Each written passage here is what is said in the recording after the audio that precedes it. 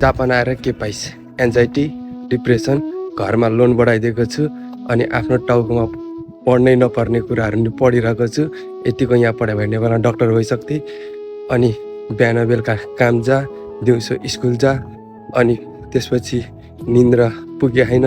यहाँ dark circle अनि boyfriend girlfriend हुनेहरूलाई त त्यही हो, सधैँ झगडा, मिसअन्डरस्ट्यान्डिङ, पछि के हुन्छ अत्तो छैन।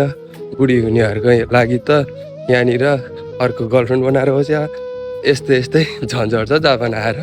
अब अरू के भन्नु, यस्तो रमाइलो चलिरहेछ सबै चिज जापानमा आएर भोग्नु पर्यो। नदेखेको दुःख, नदेखेको अब कुराहरू पनि देखिरहेको छ। जापान आएर रमाइलो पनि भइरहेछ, पैसा नि कमाइरहेछ। कतिको भिजा नि बिग्रिरहेछ, कति नेपाल फर्कि पनि सके, कति फर्किनेवाला पनि छन्, कति अझै ह्यान्ड क्यास गरि पनि रहेछन्, कतिलाई पैसाले पुगे छैन। यस्तै चलिरहेको छ जिन्दगी। स्टुडेन्टलाई वर्किङको टेन्सन, वर्किङ हुनेलाई अब N2 पास गरेन भने भिजा नआउने टेन्सन, के हो यस्तै चलिरहेको छ जापान।